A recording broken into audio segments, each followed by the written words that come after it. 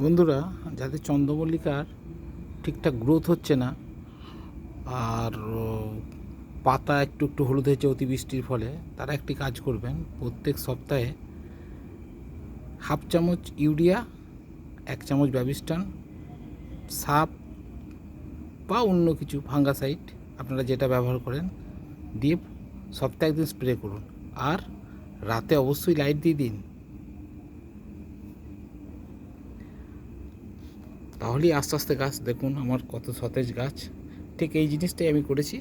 রাত্রে এই যে লাইট চালিয়ে রেখেছি, দেখতে পাচ্ছেন